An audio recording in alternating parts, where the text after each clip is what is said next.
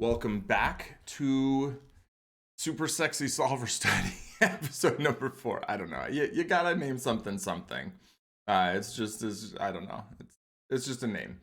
So today we will be completing our raise first in from the field versus big blind defense with button RFI. So button open raise, and we'll see what that looks like. Good morning, everyone.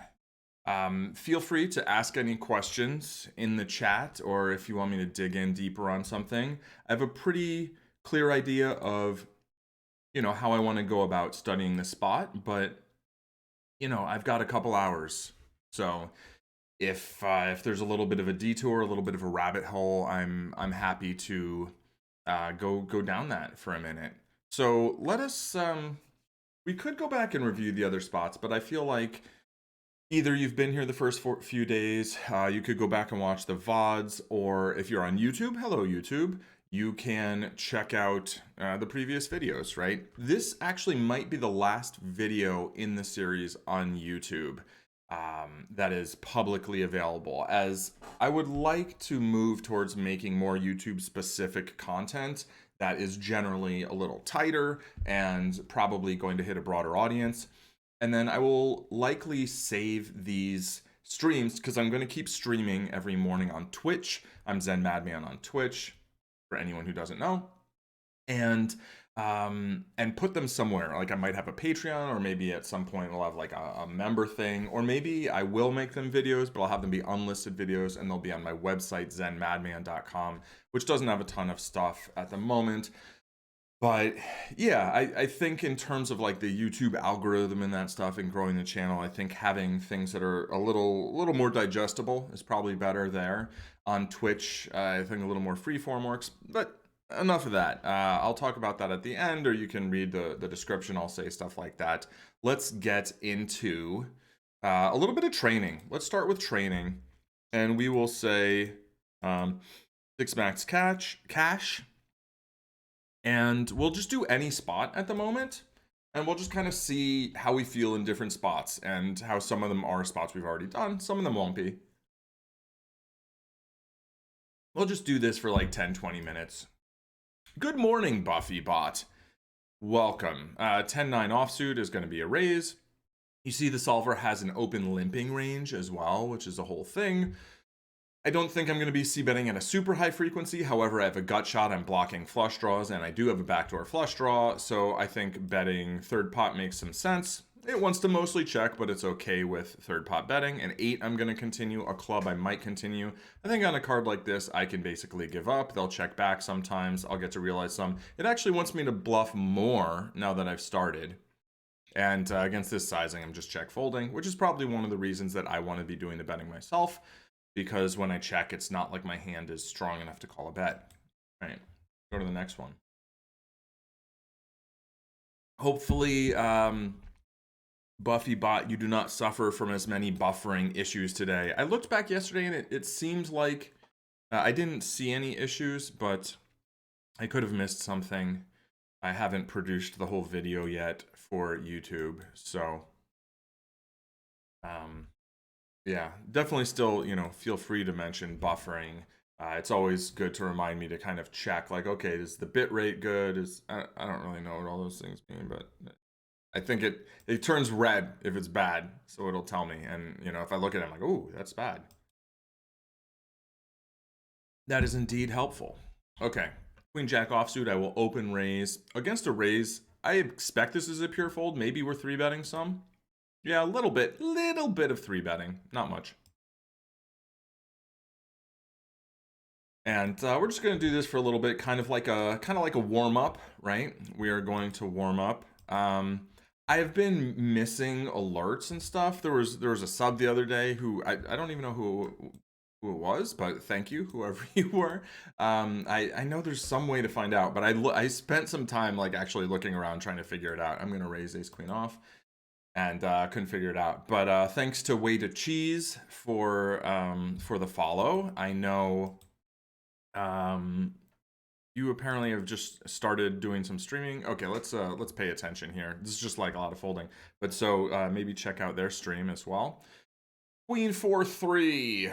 I mean, I think we're gonna bet this pretty close to range for third pot most of the time. Yeah, that's it. Likes not so close to range actually. There's a good amount of checking. It looks like.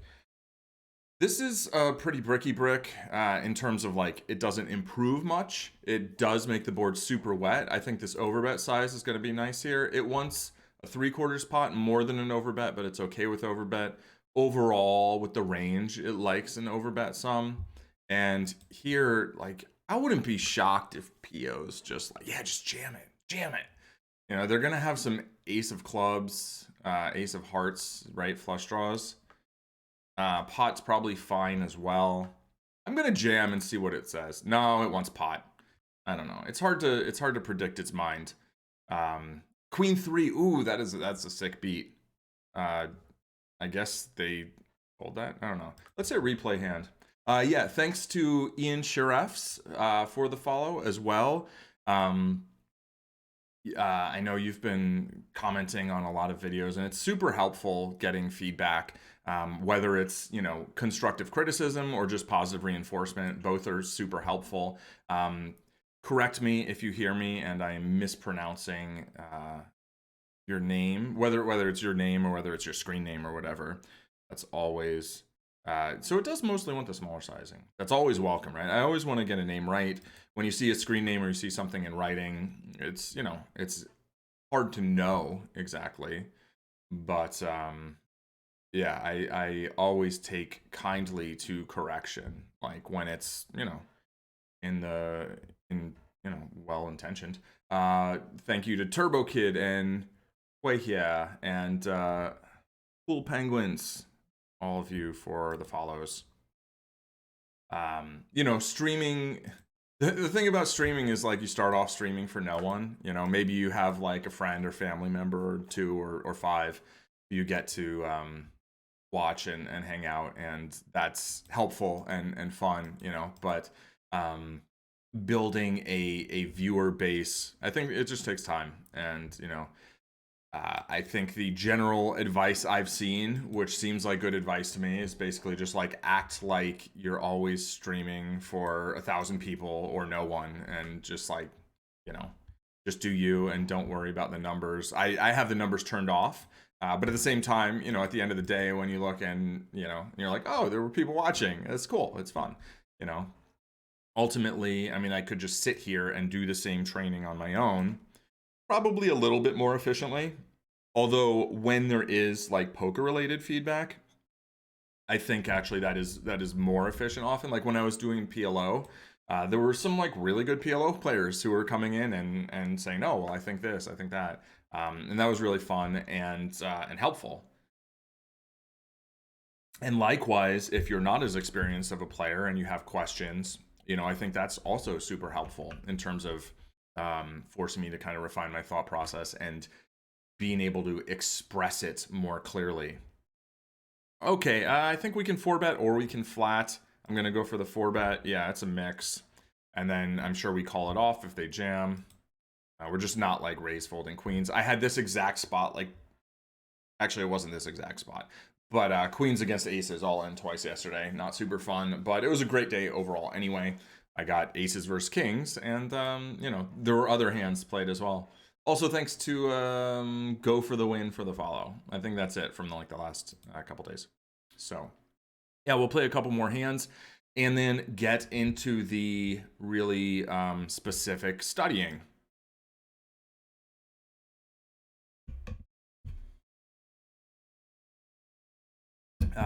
Yeah, what I'm pretty much trying to do is just build this habit of just studying every morning for a couple hours. Like, it's hard to not get much better at poker if you just every day you do a good amount of studying.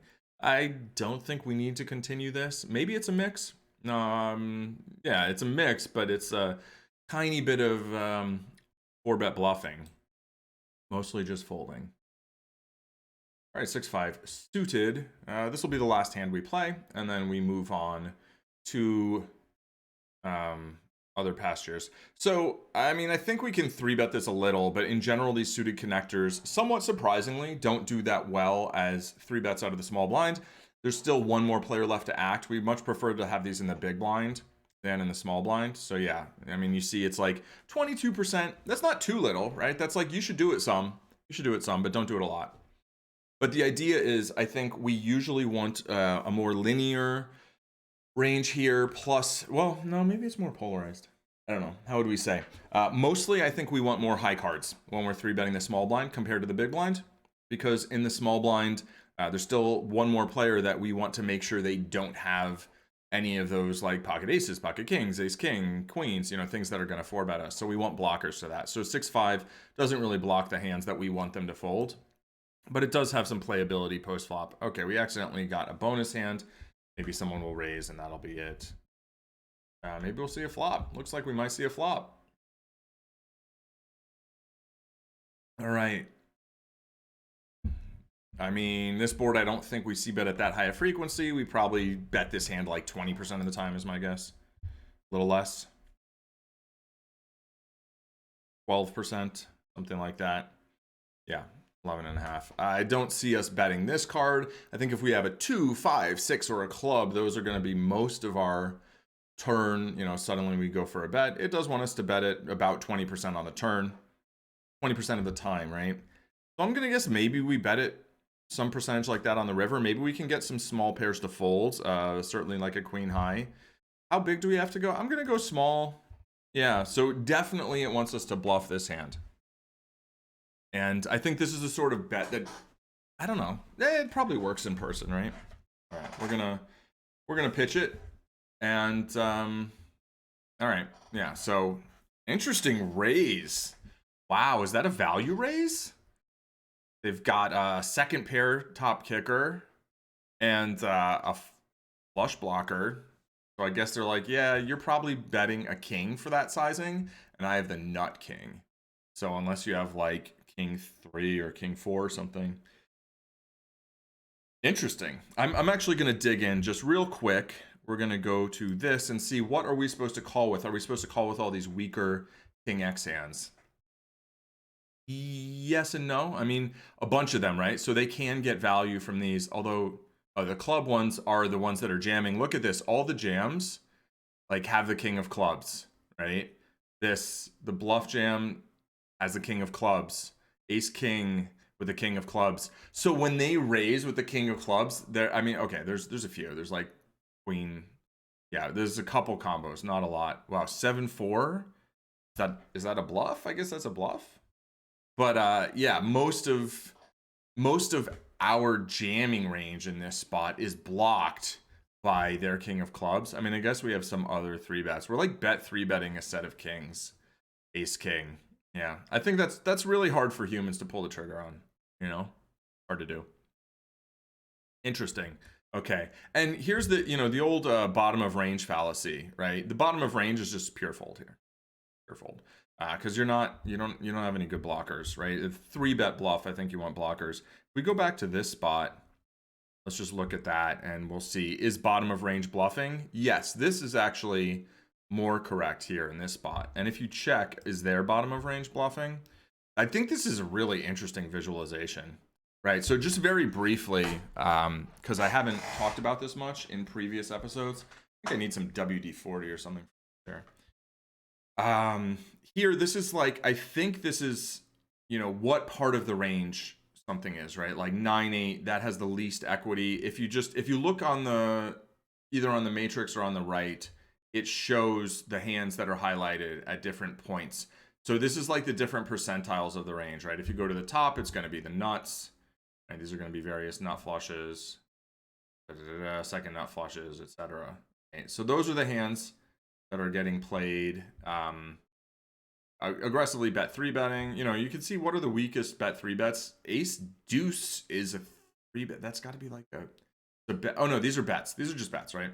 But so at the bottom of the range, you can see the absolutely worst hands are in fact bluffing. But then there's these hands in the middle that are also betting, like 6s with a 6 of clubs, and that's clearly just a block or bluff, right? So you look at hands here like 5-4. Well, that's worse than 6s, right? But it blocks a straight, it blocks some two pair and whatever, but it doesn't block the flush at all. So you'd rather have these kind of double blocker hands where you're blocking some straights and some flushes. All right, let's get to today's primary action. And that will be, we'll start with the trainer again, right? But we're gonna pick a specific spot and it's gonna be the button, but we're gonna go, can I type it in here?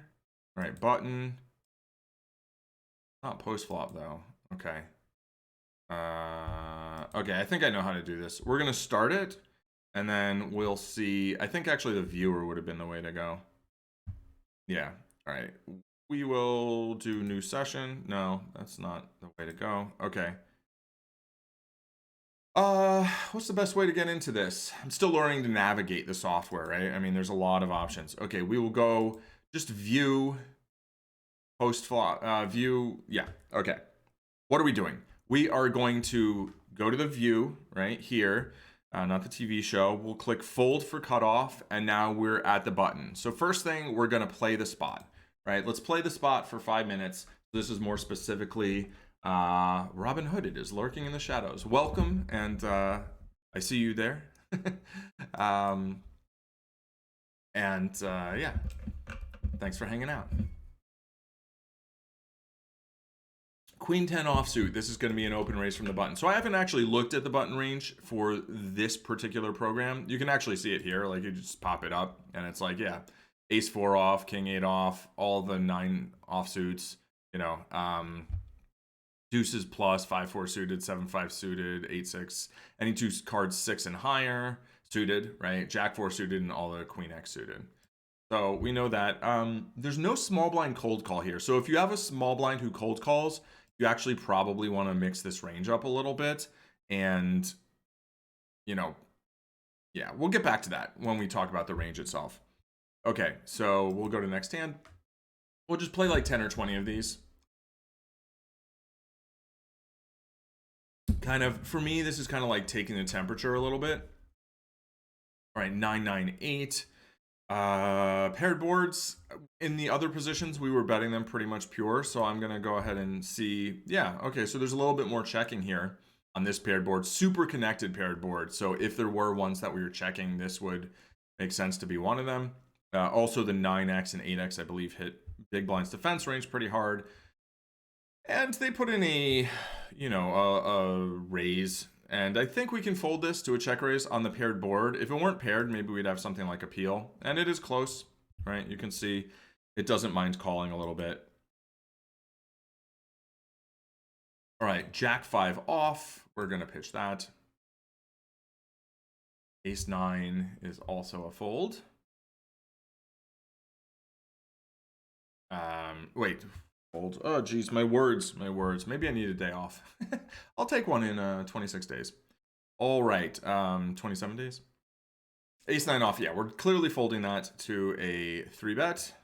You know, and that's one of the upsides to 3-betting. It's like 10-8 suited. It's like sometimes you just win the pot a decent amount of the time, right? It's hard for them to defend at a very high frequency. And then you have equity when called. Right, so we will fold this to a 3-bet there as well. Interesting to see that ace 9 is like never a 4-bet. Probably there's not a lot of 9x in their 3-betting range, so we don't get a bunch of folds. Of course, we're not going to have great equity when called if we do 4-bet it. Queen 10 off, I wouldn't be surprised if occasionally it's a 4-bet, but it's basically just a fold. Yeah, that is very, very seldom is what I would qualify that as. Ace 3 off, I think, was a mix, right? We can see, yeah, that's a mix. So ace 10 suited. And yeah, I don't think we have to do too much more of this, you know. Let's go and look at the spot, right? So where is it? It is this. Or is this, did we click into the small blind? No, this is it. All right. So, do I have my chart open? Oh, hold on. Let me see. Go over here. No, that's fine. We'll save this. Close that. And open the thing. There we go. Okay. And we will come back to this. And someday I will make some transitions, some scene transitions. All right. So, raise first in. As we see, it's any queen deuce suited or better, jack 4 suited or better, any 2 cards 6 or better, 7-5 suited, 5-4 suited, deuces plus.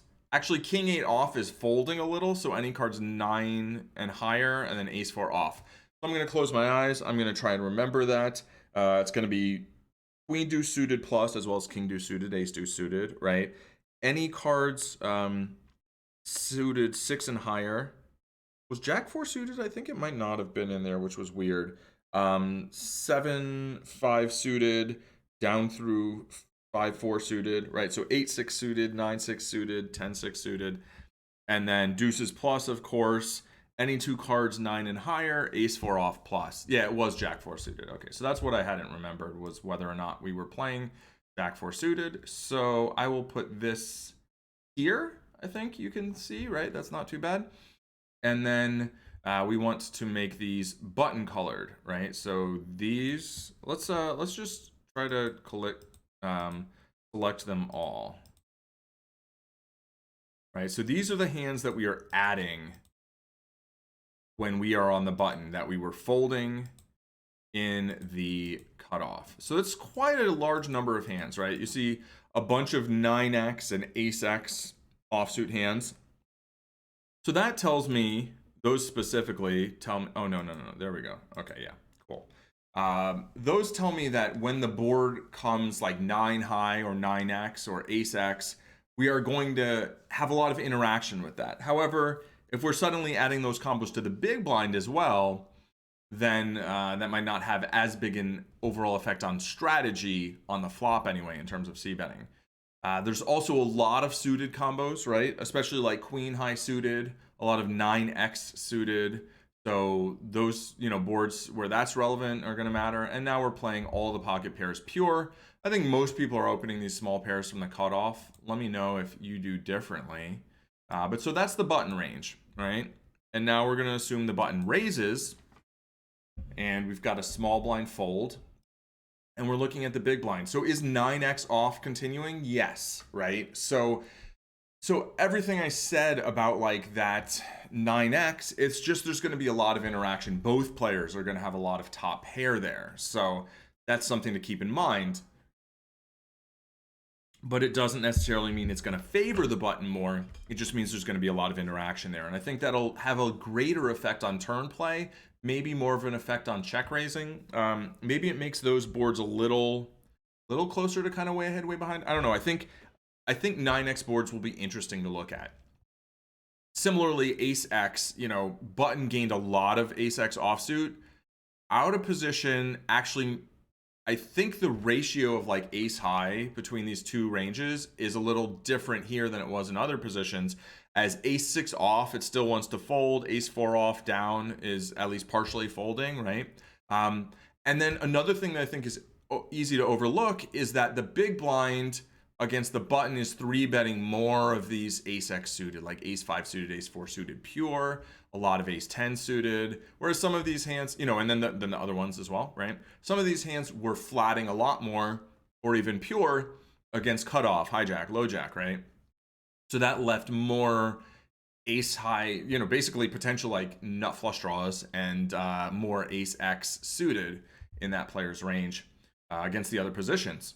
So I think that might also be relevant, right? These are the kind of things that I think are good for like really, really understanding the ranges. So I'm actually going to isolate the folding range, and we are going to make sure that everything that is not in the folding range is highlighted in pink. So we are going to select those hands, right? So that's actually all of these. Basically jack deuce suited plus. So a lot of suited hands are getting added here in the high card suited hands, but the lower ones, let's see, 5 deuce and 4 deuce. That's it, right? Everything else, like 10-5 suited down. Oh, 10-6 suited. Let's not leave that out. But then, yeah, we've got this whole diagonal here, kind of like a wedge plus 3 deuce suited. Let's highlight all those first, right? So those are the suited hands we're adding. It's not quite as many as I thought it might be. It's a lot more suited hands folding against 2.5x open than. I'll just briefly show you my. This is against 2 1/4. Is that it? There we go. So here you see only like 8-3, 8 deuce, 7 deuce. This is against 2 1/4 open. So that's fairly different, right? I mean, look at that. The left side of the chart hasn't been completed yet, though, to be clear.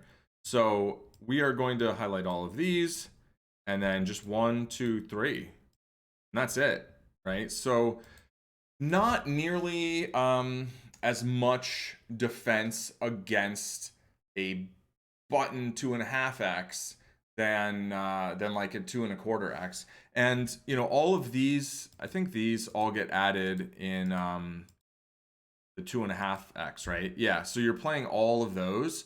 And I had a hand where it was what was the board? It was something like queen. I was repping 6-5, so it was queen 4 deuce, and I think I check called flop. Turn was like either was a 3, and it goes check check, and the river's a king, and I tried to get some thin value. This is a pretty interesting hand. I probably should like made a video out of it. But so the board is queen 4 deuce 3 king, and you know, my river bet is whatever, like maybe it's bad, but I bet and I get raised, and I'm thinking like, all right, I'm going for thin value with a queen. I feel like this person has a good king, and they're like, no, you're not getting thin value with a queen. I'm raising you. And I could have called because it feels like it looks like maybe it's kind of transparent that I'm getting thin value and maybe they can bluff raise. But instead I decided to 3-bet bluff the river with second pair because I was just like, I have 6-5 offsuit. You don't have 6-5 offsuit. You know, I have ace-5 offsuit, I was thinking, although actually, according to, you know, this chart, like if it had been a 2.5x raise, I'm actually not supposed to have 6-5 off or ace. Oh no, I can have ace-5 off. But I'm not supposed to have 6-5 off. And in that case, if I can't have that and I'm not supposed to have ace-5 suited because I'm 3-betting, then the whole concept of my play goes down the toilet. But if they can give me, you know, 16 or maybe 12 or 14 combos of 6-5 because I'm 3-betting some of the suited ones, then I think it can work. And they folded. They tank folded, which makes me believe either there's 3 possibilities. One, they had something like a king. They raised for somewhat thin value against what they thought was my thin value bet, which was, and then they were like, I don't know about this, but they folded it. Or maybe they even had a hand like kings up and were like, I ran into a straight. 2, they didn't really believe me, but they were bluffing and they were considering a 4-bet. Or 3, they decided instantly they were going to fold, but then they kind of like tanked in order to, you know, kind of save face or something, which is a thing people do, which is a little weird, but I get it. You know, the idea is you don't necessarily want your opponent to know that you knew you were bet folding when you bet. Although I don't think there's that much issue from that. Howdy, Ian. How do you, I mean, you can't say it right now, right? But is Ian Sharef's right? Or is the stress somewhere else? Let me know. I don't want to butcher it. I'll just say Ian for now, but please correct me at any point. We are looking at the ranges right now, and we are going to take a look at some flops, I think. Yeah, so we're going to have this call here. We'll throw in a board, although we're not going to, you know what, we're going to go big this time. We're not going to stick with that board. We are going, oh, sheriffs. Oh, like sheriffs. Okay. Am I oh, cool. Okay, sheriffs. Gotcha.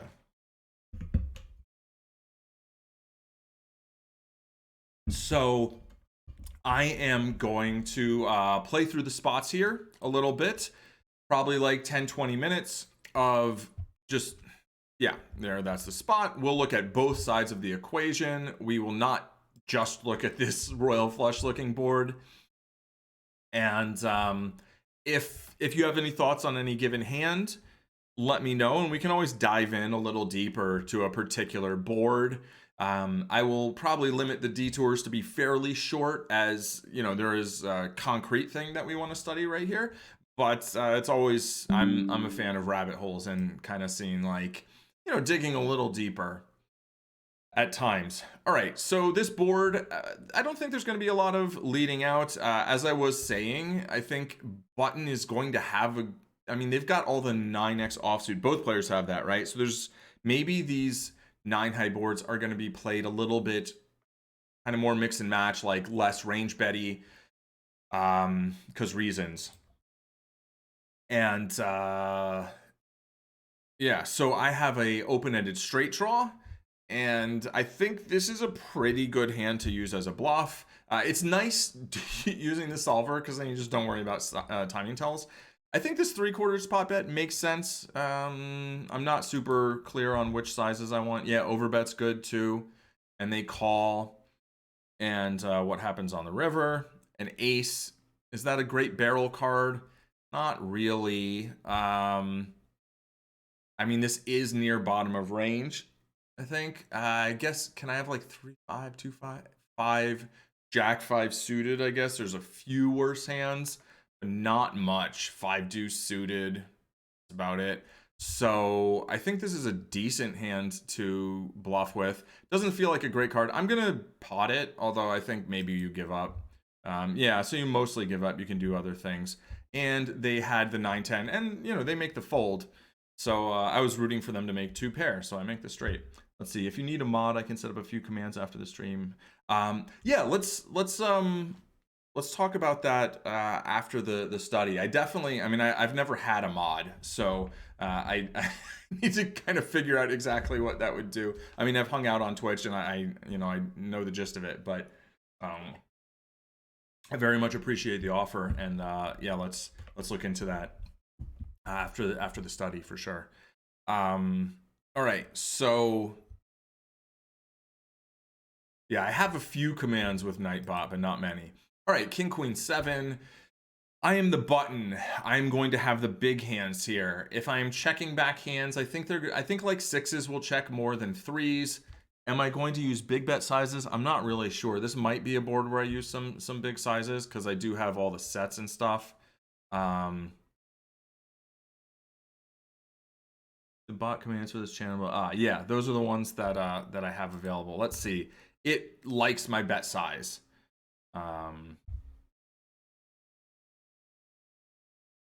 All right, so I have a weak flush draw with ace high. I think this is probably going to mix check and bet. I'll throw a check in here with the ace high. We got some showdown value. If it was the ace of clubs, I'd be a little bit more inclined to bet, as then I've got a draw to the nuts as opposed to a draw to like this. Again, I don't think I'm getting that much from getting folds. Oh no, it likes a bet here. It likes a bet of a 3 pot sizing. And if they check, can I get value with this? Like, do I bet all clubs? Or is this just like way too thin? It feels too thin, but like, let's do it. Let's do it. It wants a bet. It wants a bigger bet. Interesting. See, the thing is that like they're supposed to call with hands like this, and like people will just, I don't know. I'm skeptical that humans are doing that. So I'm not sure that we can bet hands like this for value. However, theoretically we want to, even for like half or 3/4 sizing. So every street I could have bet there or bet more. All right, I am big blind. This is a board maybe we're gonna have some leading. I don't think much. Yeah, no leading. And this feels like a hand that we can just pitch. And we'll go ahead and toss it.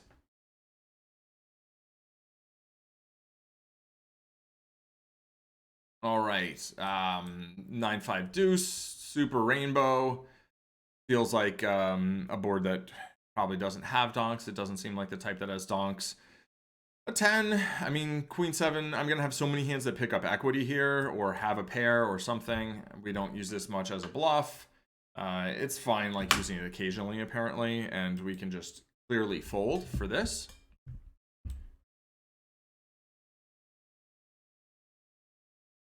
And monotone board, probably not any donking. Half pot bet, pretty easy hand to get away from. We'll just do like 10 to 20 hands and then dig into some of the details. All right, so this is a hand that's got a couple back doors. I think we probably mix bet and check. On a board like this, my feeling is that we're usually going for this half pot sizing. It's possible that that's too much. No, even bigger, 3/4. And we're betting this a lot. Yeah, we're betting this hand a lot, and we're betting range about half the time for half pot sizing. Interesting. Okay. Cool. I guess, I mean, maybe we're setting up barrels because I feel like we're not getting, maybe for that sizing, we do get better ace high to fold, and maybe that's the value. This board, I feel that we are going large or nothing. This hand, I think we can mix some bets and some checks. I'm going to go for the 3/4 sizing. And yes, this is that board. Those kind of ace king X boards, it really likes the big sizing. All right, flush comes in. I don't think we use a lot of overbets on cards like this.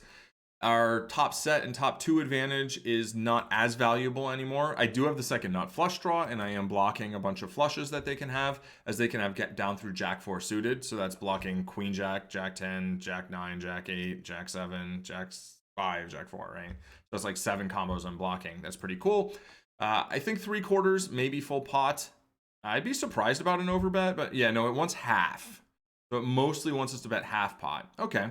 That's something that we'll look into when we're doing more in terms of turn stuff. Now, is this a hand I barrel? I think the Jack of Clubs might be a pretty good barrel card. If I am barreling, I think I need to pot it. But do I want to give up? I think this is one of my best barrels, so I'm going to go ahead and do it. It's like, no, you fool, just check.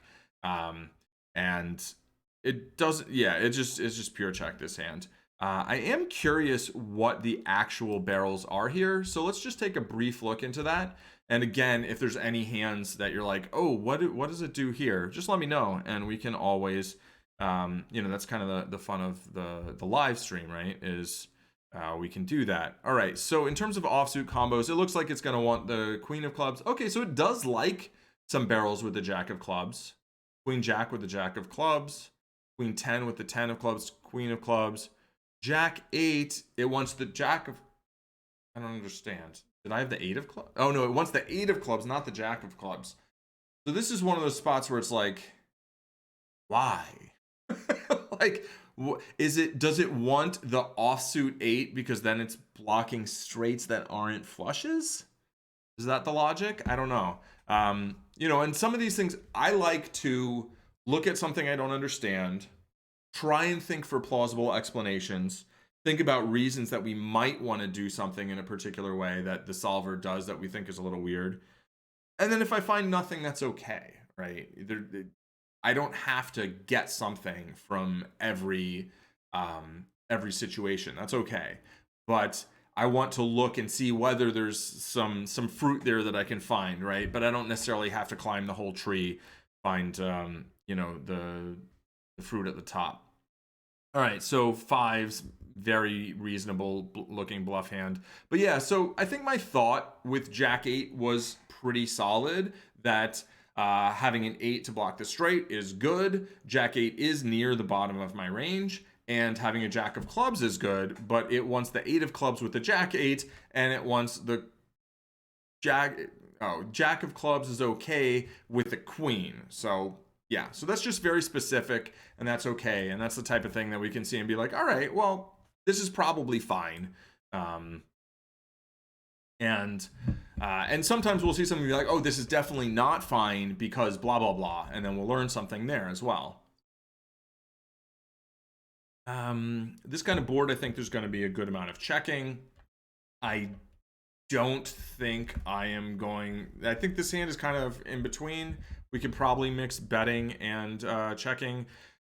My guess is the sizings are going to be probably not the large sizing. So if we check this, yeah, this is actually just like a pure check. And the range actually does want the large sizing. So I was pretty off there.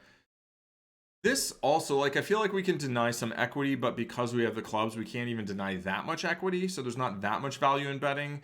With a better kicker, I think we could just bet for value and try and get value from a weaker 8 or a 7. Here, I think maybe it's a little too weak to actually get value. Maybe we can value bet a river brick.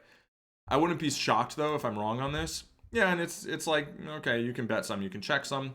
Cool. No problem.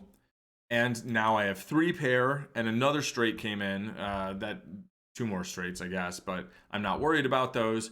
Very clear call, in my opinion. And they did have a 7, and maybe, I don't think that's the sort of thing where we're going to get like 2 streets, right? If we bet the turn, it's not like we're value betting river. I don't think. I mean, that's almost a spot where you like try and get straights to fold because you have 2 pair on a paired board. But the way the action was, you wouldn't. I don't think you would do that. All right, queen high, king 9-4. I think I can get some ace X to fold on this board. So, and some better queen X, although not like queen jack, queen 10 probably. So I do think betting is going to be reasonable. I think the larger sizings are actually fairly attractive because maybe you can get some of those gut shots to fold. Maybe you can get some smaller pairs to fold. So kind of between half and 3/4, I'm not sure. I'm going to go with the bigger one, even though I feel like maybe that's overkill. No, it likes it. It really doesn't like the half. Look at that. That's weird. It wants the third or the 3/4. So interesting. And they do fold ace 8, right? So that's the merit of this play is there's a lot of ace high that they can fold out. If I had something like ace deuce of spades, maybe it's less of a bet. Okay, big blind.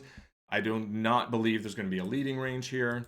Whether we can check raise a gut shot like this, I'm a little skeptical. We're going to have so many high quality draws that I think this is probably just a check call. It might even be a little bit of a thin one at that. No, very clear. Let's see what the actual EV of a check call was. Plus 39, right? So about 2/5 of a big blind. So raising was also fine in terms of EV, but the solver doesn't want to do it. Then we just have way too many raises, probably get very unbalanced, and then they can exploit that, and it's not going to work out. Raising will no longer be E plus EV. All right, so they bet, and then this is just I don't believe we can continue here. We had a heart, perhaps, but no heart. All right, this is actually part of maybe my favorite part of the study session in terms of like I think this would probably make some more decent kind of like YouTube content. Even though it's in a way less instructional, but I think it's probably a little more engaging. I don't think that there's much merit in, I mean, am I betting for value? Am I bluffing? Neither really makes any sense. Against a 3/4 pot bet, I think I fold. Against a smaller bet, maybe I can call some. And yeah, very clear fold. What did they have? I missed it. I mean, not that it really matters, but I'm interested. Oh, thank you for the sub. Thanks, Ian. Much appreciated. All right, queen 9-5, two-tone. I think we get to bet big on these queen high boards. That's from the other positions, sort of what we've seen. Let's go ahead and throw it out there. Yeah, pure large bet with this. And on a brick, I think we get to have overbets here. Is this one of them? Probably. We're blocking a bunch of draws. We're blocking king queen, which are hands we can get value from. But I still think these kings, we get to overbet, and then like, can we jam some rivers? I don't know. Maybe 3/4 pot is as good or better though. No, overbet. It's like, yes, overbet for sure. The only other bet size it considers is pot. So yeah, go big with this. They do fold a 9, right? With the ace of spades. Ace of spades is an interesting card because I'm not going to have all of these, nut flush draws. But yeah, so happy to find the overbet there. It's always nice to kind of find those plays that feel a little less intuitive, although I think overbets are becoming more intuitive for me. I don't know. In terms of using them in reality, I feel like people way overfold to them. So like maybe just overbet as a bluff and bet lower for value as an exploit. But in terms of understanding the balance, there it is. All right. I think we can like almost check raise this for value. I think it's, no, it's too thin. I'm going to call. Sometimes I mix up like the button definitely gets to bet a hand like ace 10 for value, right? I do think we're gonna have leads when the middle card pairs. So this seems like a pretty decent one of them. We can also check raise it. I think check raise or lead are both good. It does not want to lead much here. Perhaps that's because of the texture. Not sure. But yeah, it's like, sure, you can lead, whatever, just don't do it too often. So um yeah, I did see your some of your recent comments on YouTube. I will respond to them. Sometimes it takes me a little while, but I did see the only studying for 2 years thing, which sounds awesome. And that's, I often want to like just study for a while, but I also play poker to pay the bills, so it's a little bit of balance. But I try to go about 50-50. I think is a nice mix of like progress and like between progress and, I don't know, payment. I can't come up with another word. All right, middle pair, good kicker. I do think we can bet this a little. It's probably on the thinner side of value bets because it's a monotone board. Maybe that should inspire us to check, but I'm gonna go ahead and put the third pot out there anyway. Yeah, and it's a mix. And we will proceed. Love the YouTube. Thank you. Yeah. I think I think that's one of my few commands that I made. Did I do that? Did I make a YouTube command? I did. Oh, yeah. I can update the URL at some point because I have it now. It actually is Zen Madman Poker in the URL, which is nice when you get to 100 subscribers. But yeah, I love YouTube. I'm out of all the social media. I mean, whether you call it social media or not, like I spend so much time on YouTube. It's ridiculous. Like I might as well make some more videos. My original videos I made in like 2010, maybe even 2009. I made some. All right, Queen 10. If only I'd kept with it, right? So many things where it's like, if only I were consistent, right? Consistency is just so powerful, right? Like, not everybody's going to study 2 hours a day, but like you study an hour a day or like 10, 20 minutes a day, like that can be powerful if you do it every day. I did like 3 to 5 chess tactics a day for like 5 years. And I went from being like, to being, not great, but like definitely substantial improvement over time. All right, let's look at this board. This feels like something that like maybe we could get a little spicy with. Maybe throw in a check raise occasionally. Maybe a sort of queen high peel. Do I want to bet this for value? I don't think I want to bet it for value yet. I think this is a turn check river bet. Although, and that's one of the out of position things. In position, I'd be more inclined to bet it first. Get value from the draws. It does want to check. Now I'll value bet a brick, which this isn't really a brick, but I have a queen of spades. There aren't a lot of, I don't know, like this doesn't, I don't think they're going to have a lot of flushes. I think I can make a thin bet. Yeah, it likes it. Solver likes it. Solver says, yeah, get that value with your second pair and then get raised. Like, do they have two pair? The thing is, the solver does things like checking back ace king twice and then raising the river when the flush comes in. I think I can fold this. I don't think it's one of my best bluff catchers. I do like having the queen of spades. It mostly wants to call. It really doesn't want to fold. Yeah, sixes. It bluff raises sixes. Oh my goodness. If you're playing against people who bluff raise sixes there after going check, check, check, check, like, I mean, you'd better be really good because like either your opponents are terrible and they're doing way too much bluff raising and they're just going to be spewing and you can make money by just being stubborn and getting to showdown. And in fact, it wants me to mostly call this and occasionally jam. Look at that. Like 13% of the time it's like, yeah, just rip it. Just rip it. They don't have anything. Because they're probably raising like an ace or something for value. It's so, yeah, solvers are nasty.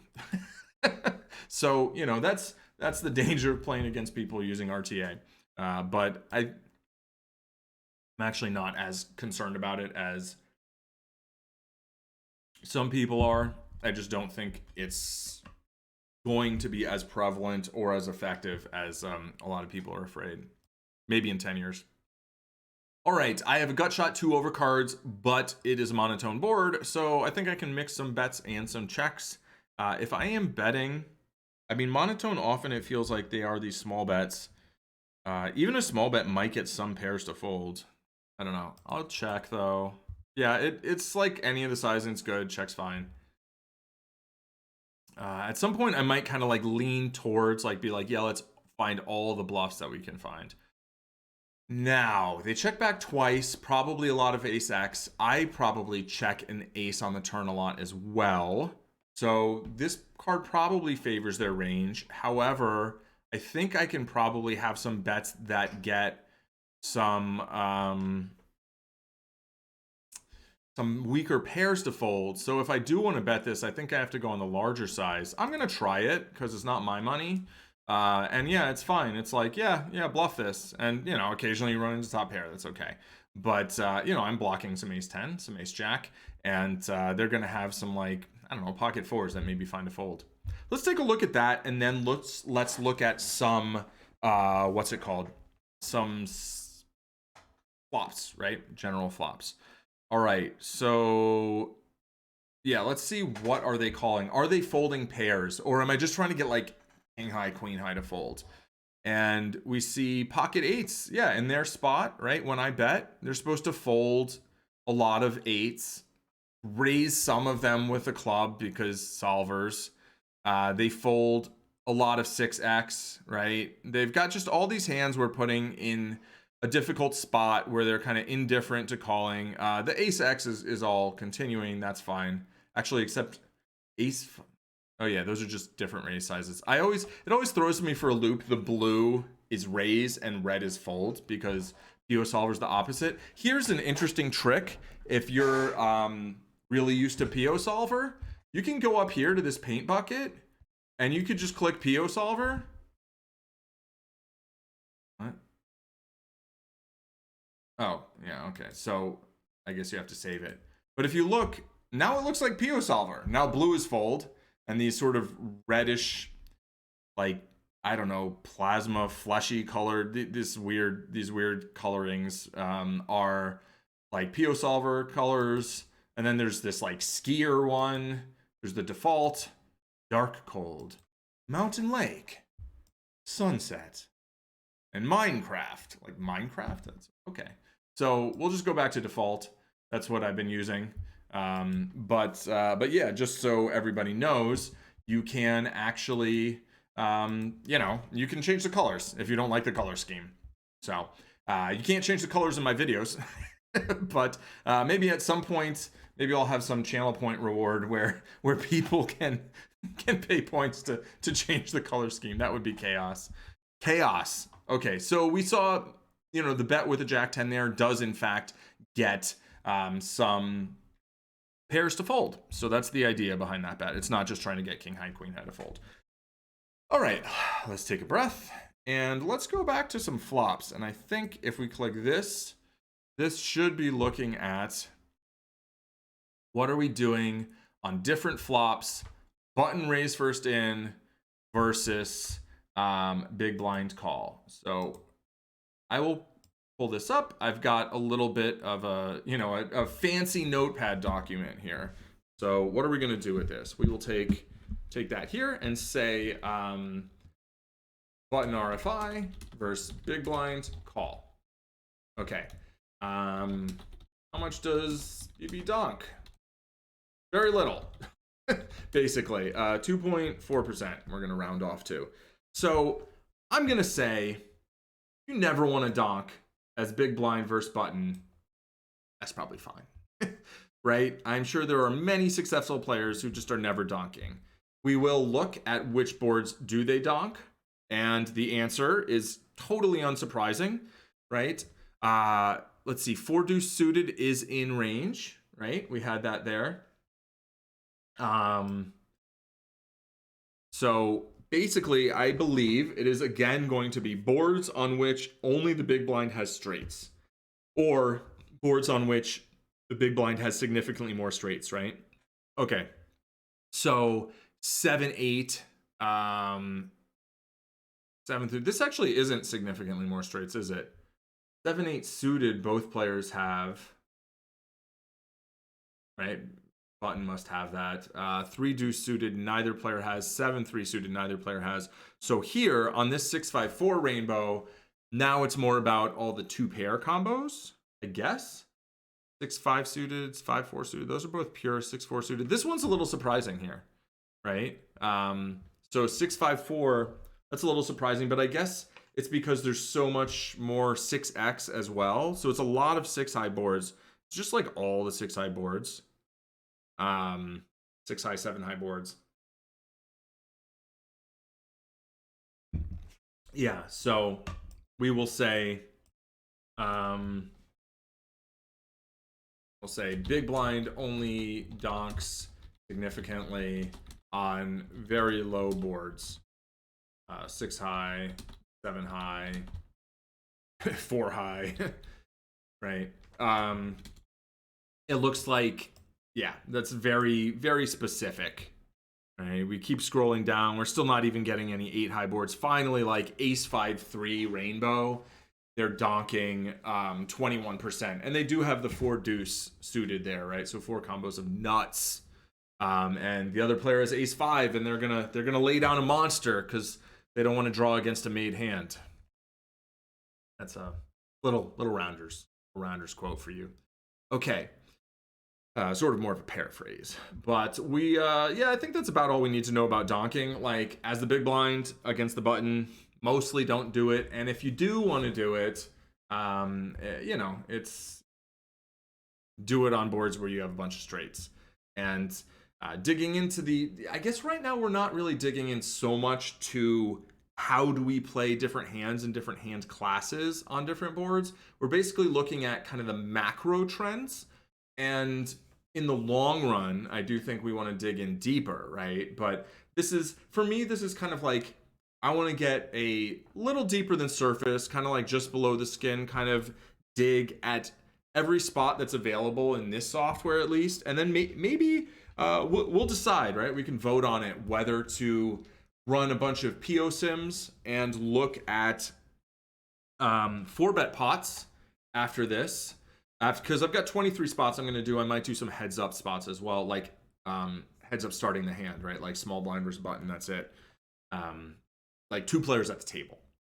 And at the end of all of those, we can either kind of try and dig deeper into individual situations, look more at turn and river play, or dig into 4-bet pots. And maybe I'll make some kind of a poll at that point. You know, I'm thinking a few weeks from now we'll probably have get closer to some sort of critical mass in terms of like viewership. You know, it's that when I was streaming every day, I did like 45 days in a row back in last year, basically same time of year. It built up over time, and you know, we probably could have had some polls of like, which spots do we want to look at, right? I didn't have the best software for looking at spots in Omaha, and then I moved to Vegas, and I just don't have PLO games all day long, not online anyway. All right, back to the strategy analysis. Here we are going to have big blind check, and now we are going to examine how does the button play. So I think they're going to see bet less than the cutoff. Cutoff was checking 40%. I'm going to say like 43 to 45% overall checking. What is it? It's 39. Okay, so that's wrong. It's similar, right? So when checked to, button C bets or checks 40, bet 33, 36%, bet 50, 6%, bet 75, 18%. So I believe this is the most large bet sizings we've seen, right? This is the most we've seen of the large sizing. So similar check percentage to cutoff, more bet 75, right? So that's just general observations. let's dig into monotone again. My guess is the check is going to be higher. This is going to be more in the 50 some percent range. I think 55. Okay, there it is. So on monotone flops, check 55%. Use more large bet sizes than other positions did, but still less than 10% total on most flops. So I think here we can maybe find something a little bit more specific, which will be, are there some monotone boards that have a high, either a high bet percentage? And the answer is yes-ish, right? Small disconnected boards have the, I guess, oh no, let's go for the lowest check percentage, right? Yeah. So we'll say small disconnected, although 6-3 deuce isn't really disconnected. Let's just say small boards, small small monotone boards have lowest check percentage. And that makes sense because they're very dynamic, right? Their overcards can come. I think you can put hands like, you know, Queen 3 suited in a tough spot when you bet on 8-3 deuce monotone. Like, they probably are supposed to call, but it's probably uncomfortable. All right, so then next question is this, and the answer is yes. Ace King X, Ace Queen X, King Queen X, monotone boards use the larger sizing the most, right? And that makes sense because now the button has it makes sense in two ways, right? The big cards on a monotone board, so there's a big difference between high cards on a monotone board and low cards on a monotone board. Unless a player is playing 100% of suited combos, then it doesn't really matter which cards, like if they're calling, if their range has 100% of suited combos. So what would an example be? It would be like if it's a heads up match, right? Two players dealt in, that's it. One player's the small blind on the button, the other one's the big blind and is out of position on post flop streets. In that situation, the button is supposed to raise all suited hands, right? At least if they're raising 2 1/4 blinds. So if they're supposed to raise all suited hands and the big blind calls, then it doesn't matter what the cards are, what the ranks of the cards are on a monotone flop, because they're still going to have the same number of combos, right? There's 10 cards. I think it's 45 combos off the top of my head. So 45 combos, that's like 10 choose 2. Is that right? Anyone want to math that? But I'm pretty sure it's 45 combos. I think if there's 2 of a suit, then there's 55 combos of flush draws, right? Once there's 3 of a suit, there's 45 total suited combos. So they'll have all of them, whether it's ace, king, queen, or 2, 3, 4. But now let's look at a different range. I'll just pull this range over. It's going to look a little goofy, but whatever. This is the button raising range, right? This is the big blind defense range. So if there is a 2 and a 3 on board, well, that blocks fewer flush combos than if there's like an ace and a king, right? If there's an ace and a king on board, all of these flush combos, they're gone, right? That's the 20, like 20, 21, including ace king. They don't have ace king. But let's, forget about what ones they're 3 betting or whatever. But that's 20 flush combos knocked out of the range. Whereas if there's a 2 and a 3 instead, that's 4, 8, 9, 10, 11, right? Well, 11's a lot of flush combos to get knocked out of the range, but it's not 20, right? It's a smaller number. So that's why the ranks of the cards on a monotone board or a flush board, right? Even when the flush draw comes in, there's a flush draw, whatever. The ranks of the suited cards are like super important. And so these ace, king, queen boards, there's still a really high check percentage. But I think we get to use the larger sizings as the button because our hands like Pocket kings, I think, get to bet big. I'm gonna open this in a new tab. I'm gonna take a look at this. This is my rabbit hole for the moment. All right, rabbit hole time. Yeah, kings. Kings can use all the sizings. Pocket aces can use all the sizings. Ace king can use all the sizings, right? We're still doing a lot of checking. Pocket sixes use all the sizings, right? The flushes mix. You know, and then we get to take Jack 9 and be like, what's up? I'm going to bet 3/4 pot. What are you going to do about it, right? And if you do it with range, it's going to be too much. But if you do it at the right frequency, a reasonable frequency, it's going to be pretty effective. Okay, so we learned that. If we go down to these, yeah, look, it's mostly the low ones. Sure, there's a queen 4 deuce, but, you know, it's got a 4 deuce, right? We just don't use the large sizing on when the small flush cards are out there. We really need some of those bigger flush cards to be blocked because that just blocks so many more flush combos. Cool, got it. Moving on. Do we want to look at two-tone versus rainbow? Yeah. Two-tone, look at this. Look at that. A lot of 3/4 betting. Let's look at rainbow. Yeah, so that's the big thing. Okay. Interesting. So I like this. This is now we're uncovering some stuff. All right. Two-tone boards. Gotta move this over. Try and have it somewhere that you could read everything if you wanted to. Okay, something like that. At some point, I'll make some fancier layouts and stuff, or I'll pay someone to. But at the moment, we're doing it how we're doing it. Okay. So two-tone boards. Check 44%. Bet bet 33, 28.5%. Bet 50, 5.5%. Bet 75, and I'm doing some rounding.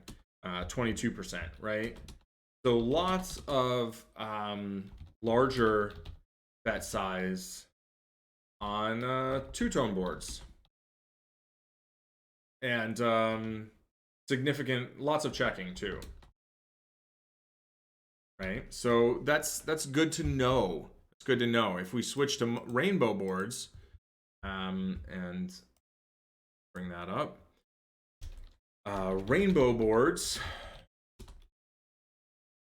check 32%, bet 33, 46%. Should make a spreadsheet of these numbers, and I'm still trying to figure out how I want to lay it out, but bet 50, 7%, bet 75. I'll probably just do bet percentage or something, 14%. Okay, so much less checking on rainbow boards. Generally prefers smaller sizing. And let's see when we go to specifically the most of this large sizing. The ones that use the most large sizing almost only use the large sizing, right? And actually don't do that much checking. Do these all have straights? No, these are just, this is not easy to look at these boards and figure out what they have in common. A lot of 9 high boards use large sizing. Lots of 9 high rainbow boards. Rainbow boards use large sizing. You know, ace, king, queen, queen, jack 10 also as well. You know, ace, queen, king, or ace, king, queen is such like an outlier board. Actually more than that, queen, jack 10. But yeah, because jack 10 is like such a big part of ranges. Both players are going to have a lot of combos of it.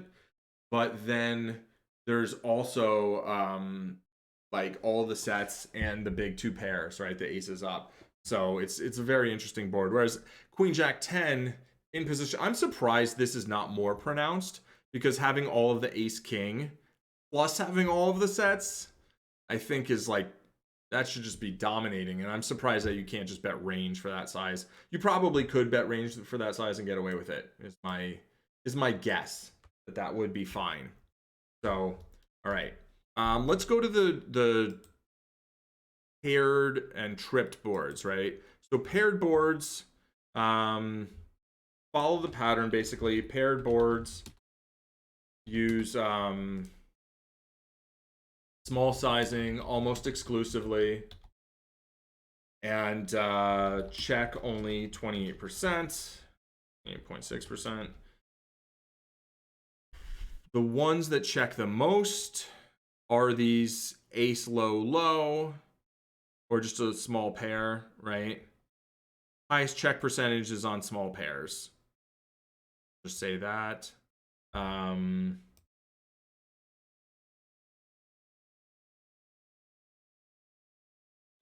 I think this might be more checking than there was in the other positions. Highest check percentage is on small paired boards. And low or highest bet percentage is on king king x, ace ace x. Basically that, right? I mean, our queen queen x, yeah, queen queen x as well, 10 10x, yeah. So you know, don't check on big pair boards, check some on small pair boards. And that makes sense because, you know, the small cards are the cards that out of position has, you know, more of in their range. And if they can have more of the trips, you know, that's a nuttiness advantage. And that can, you know, mitigate the kind of second tier value range advantage that in position enjoys. All right, looking at these, we can actually just look at it graphically too, right? This is sorted by check percentage. Basically, don't check on trip boards except for 3 9s. Reduces a little bit. 3 3s. Yeah, use different sizings. Let's see, the big sizing is mostly going to be on the small trips. Yes, still. Pretty much played as the same as the other positions. Small sizing on the big boards.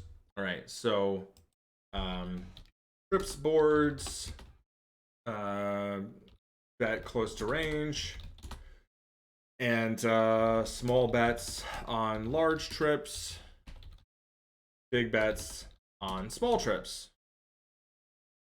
So we're just kind of verifying that that holds up here as well. All right, now let's go to connectedness. First, let's look at disconnected, and I'm going to say disconnected, we are probably checking like 30% or, oh, 36, interesting. Oh, but this is including paired. All right, I think we want unpaired disconnected. Checking 40%. Wow. What about rainbow? All right, so disconnected boards have a fair amount of checking.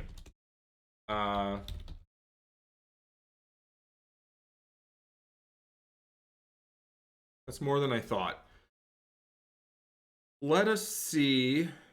King high boards seem to have the least checking, right? If we go, yeah, ace high boards have a lot of checking. Look at this. A lot. Oh, but those are monotone. Oh, okay. Let's do this. All right. I'm going to, I don't think just disconnected is the best. Disconnected, unpaired rainbow boards have little checking. Right? There's something more specific. 30%, mostly small bet. Can probably usually can probably default to betting range for 33%. That's probably good default, because what's going to happen is we're going to use that default when we don't have a compelling reason to do something else. But when the board's queen jack 10, ace queen jack, we're going to go big, right? Because we figured that out already. When the board's ace king x, we're going to use a lot of large sizings because we already figured that out, right? And then we have to remember we are actually checking a fair amount on those like ace king, ace queen boards. So ace king x, ace queen x, use large sizing, but also do a fair amount of checking. So that's important to remember. Let's go for medium connectedness. Right, so medium connectedness, we've got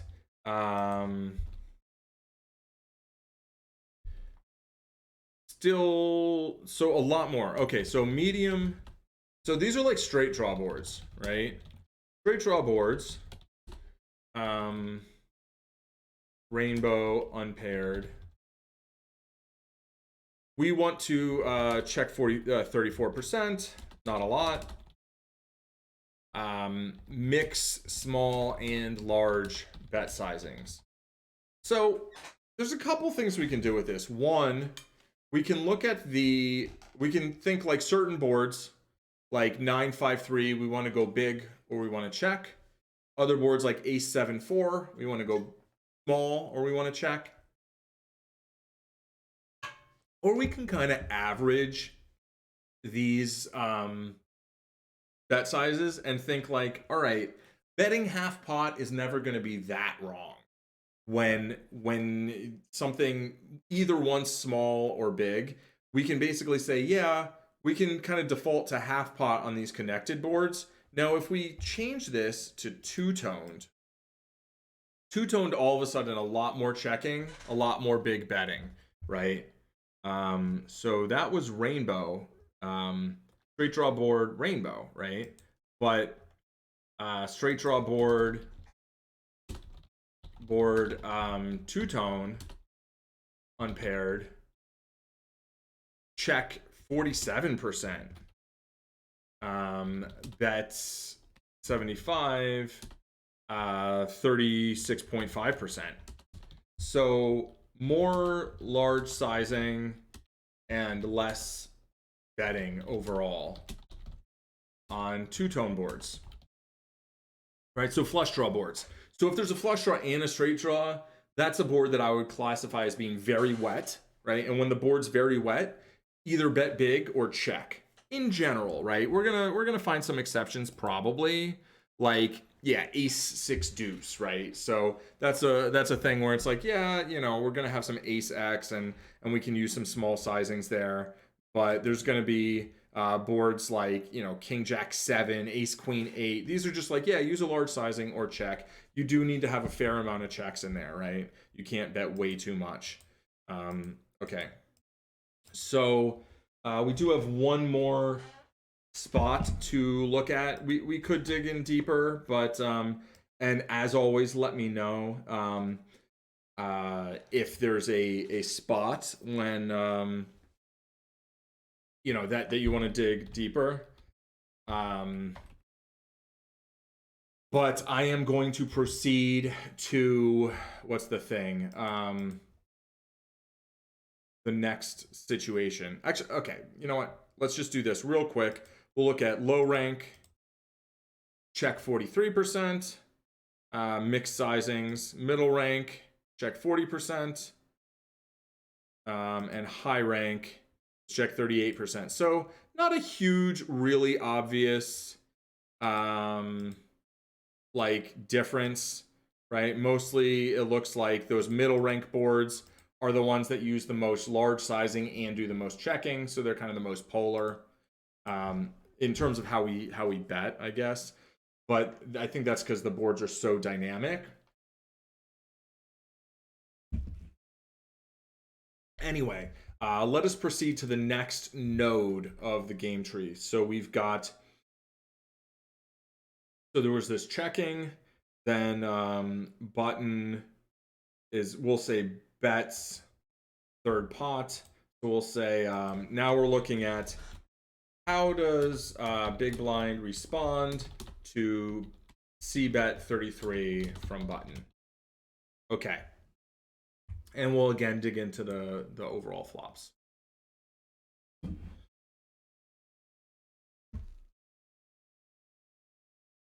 So they fold 34%. This was a lot less than against the cutoff, right? Ranges are wider, so it's you know, the play is just a little different, right? Fold less, raise a little less. So call, we'll say 52%, fold 34%, and raise 14.4%. Okay. So that's less folding and less raising than versus the cutoff. Cool. What's next? Now we want to dig in more specifically. First, let's look at the ones that are folded the least, I guess, right? Let's go. What do we fold the most? Let's start with that. Okay, so, ace high, king high, big pair boards, right? Those are the ones we get to fold those a lot. That's pretty consistent with everything we've learned in other spots. So ace high, king high, big pair boards, we get to fold quite a lot. No problem. What do we fold the least? Probably low card boards. Yeah, so trips boards, small trips, 9 high boards. Look at how little folding there is on 9 high boards. Of course, in position is not favoring this sizing on 9 high boards, so that would be another thing to look at. But fold the least on small trips, small boards, especially 9 high rainbow boards. And small to mid straight boards, it looks like. You just don't fold that much, right? You're just going to have so many straight draws and stuff. Yeah, so this all looks very consistent. And now we're already getting back closer to kind of the average amount of folding that is done in the position. And now let's see what ones get raised the most. 999 gets raised the most. Along with mid pair boards, right? Look at this: 10-10-4, 9-9-4, 9-9-3, 10-10-3, 8-8-6, 8-8-7, Jack-Jack 4, 3 jacks. These boards, all of these are like, oh, even these like 3 queens. Interesting. So yeah, all these mid card boards definitely seem to get raised the most. Mid card boards and other paired tripped boards seem to get raised the most. So that doesn't tell us how to play any hand, right? It just tells us like, yeah, on those boards, look a little harder for aggression, right? You should be putting in a good amount of aggression there. Now let's look at monotone. My guess is monotone, fair amount of folding, not much raising. Yeah. Okay, so not a lot of folding, kind of normal folding. Lot of calling. Lots of calling. Monotone flops. Lots of calling. Little raising. 32.5% folding. Is that less? What was the overall? 34%. Yeah, so pretty much standard folding. Right? The ones that we fold the most are going to be, yeah, these ace, king, whatever, ace high. Fold the most on ace high boards, like by a long shot, right? Like these top 30 or whatever are all ace high. Fold the most on ace high monotone flops. And then fold the least probably on small ones. Yeah, fold the least on small monotone flops.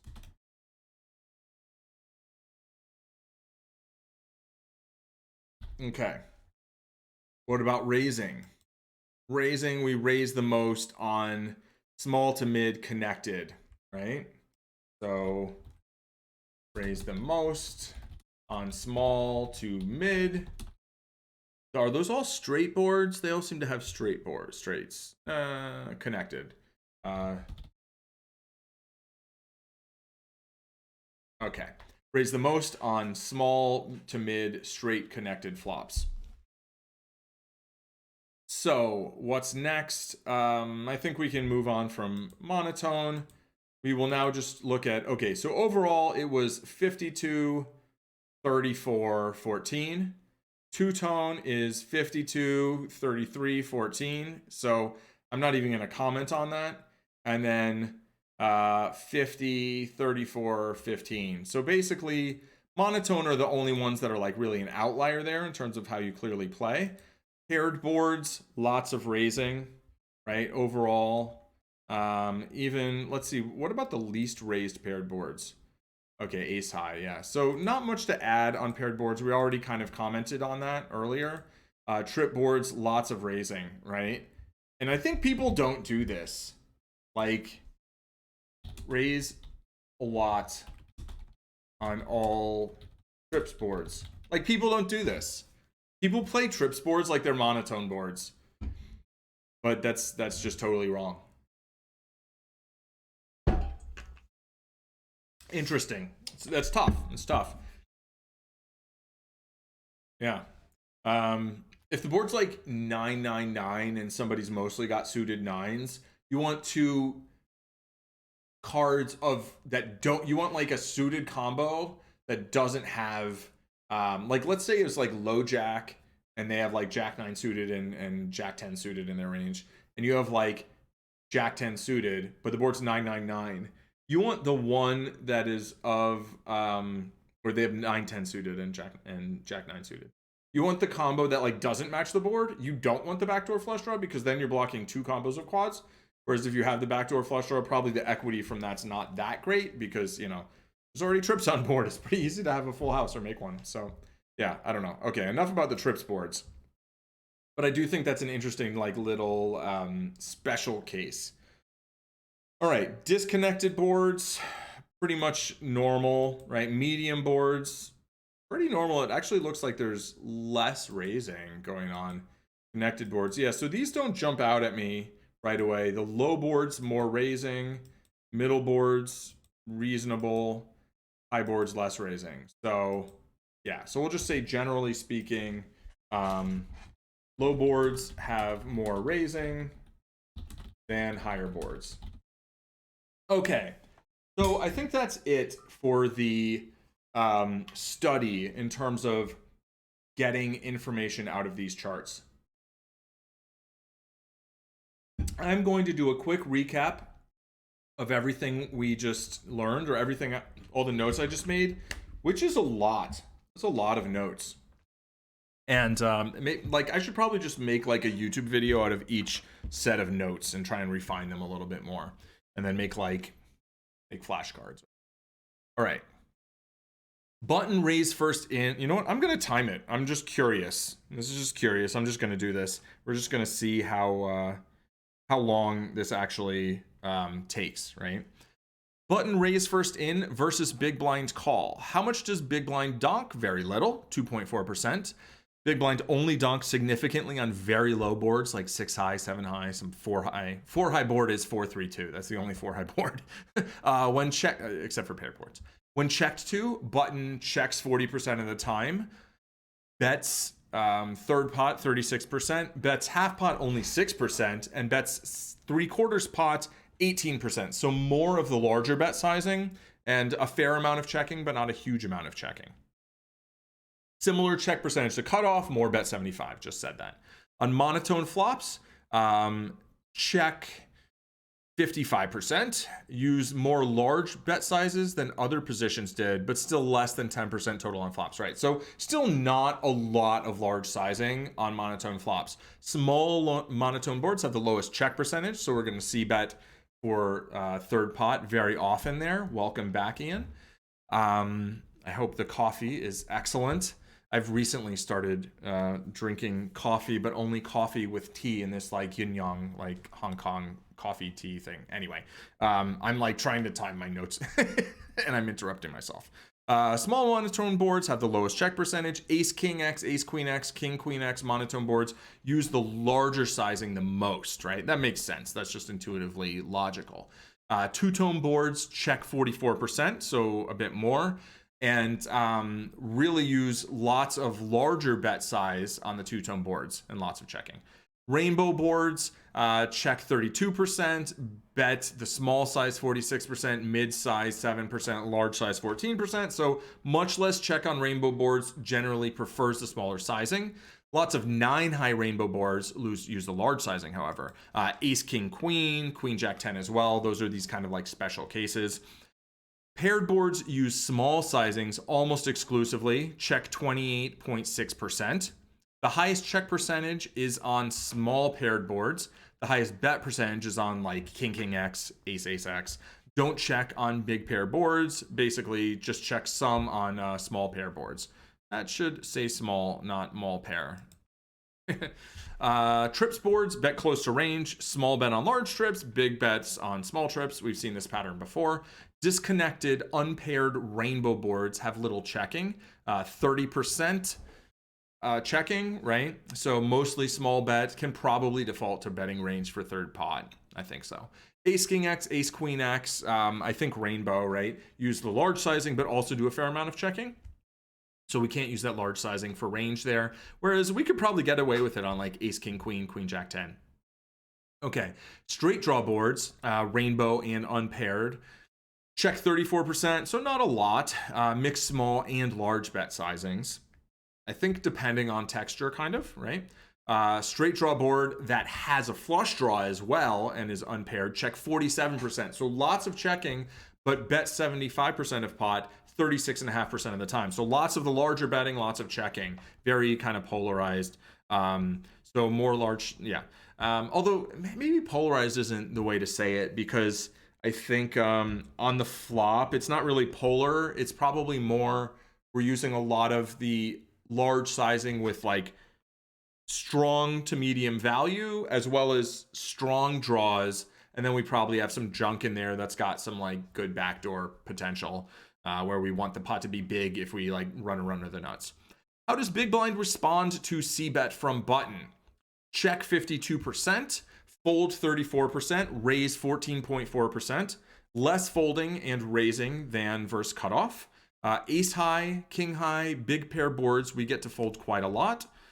Fold the least on small trips and small boards, especially 9 high rainbow boards and small to mid straight boards. Yeah, we don't fold on those boards that just, we look at them and we say, yeah, that's got to be good for our range, right? There's just so much interaction with the board, or like we've got 2 overcards, right? And we're not folding that for third pot. 999 gets raised the most, along with mid pair boards, mid card boards, and other like paired trip boards seems to get raised the most. Monotone flop, lots of calling, little raising, 32.5% folding. That's not a lot. Fold the most on ace high monotone flops, because then we're like super way ahead, way behind. There's just a ton of hands that are just garbage there. Fold the least on small monotone flops, because then we got a lot of flush draws that have a lot of like 2 overcards or straight draws or stuff like that. Backdoor straight draws. Raise the most on small to mid straight connected flops. Raise a lot on all trips boards, and low boards have more raising than high boards. Okay, that was about 5 minutes. I bet I could make a really good 5-minute video that basically just talked about, you know, each of those spots. So, I mean, that kind of review. So I might trend that way with the YouTube, but for Twitch, we're gonna keep getting into the nitty gritty, and as long as I am doing that, I will have the videos somewhere, and we'll figure that out when we figure it out. Okay, but let's get to playing the spot again, right? And see whether, you know, it's not about like what the actual exact result is. It's just about kind of the feel. See, like, okay, do I feel more confident, more comfortable? Am I having more effective and constructive thoughts in these situations than I was before? I feel like, you know, 4th day in, I already am, right? There's already things like, oh yeah, I was playing last night and I was like, oh, trips board, oh, paired board, you know, like making connections that before, you know, I had an idea of, but I'm much more solid on them now. Okay, Queen 9 deuce. 2-tone, right? So this board I think is going to have a fair amount of large betting, a fair amount of checking. This hand feels like we can bet large or check. I think they're gonna have a fair amount of queen high. They have queen high suited hands, right? So actually this might not favor us as much. I am gonna go for the larger bet size here, but I think there's gonna be a good amount of checking here, and so this might fall into the check. If I did not have the diamond, I would definitely check. Yeah, and it doesn't like this at all, right? I was correct with the range, right? So if you look at the range, lots of checking, large bet size. This hand's just not strong enough to pull that off. So you can bet small a little bit, but overall, I think we should look at this board. And if you look at that with the range, right, we want to check about a little more than half the time, small bet size 11% and large bet size 33.5%. I'd say like, let's just use the large bet size, like 40% and check 60%. So this hand can just go in our checking range. It's not the worst in the betting range. I mean, if you look at the EV, it's roughly the same. It's like 2/100ths of a bet different. So I certainly don't really mind getting that one wrong. I think it's all right. All right, monotone board. We are checking basically pure on monotone boards. Not quite. This one actually is. This is one of the few hands we're betting a little bit.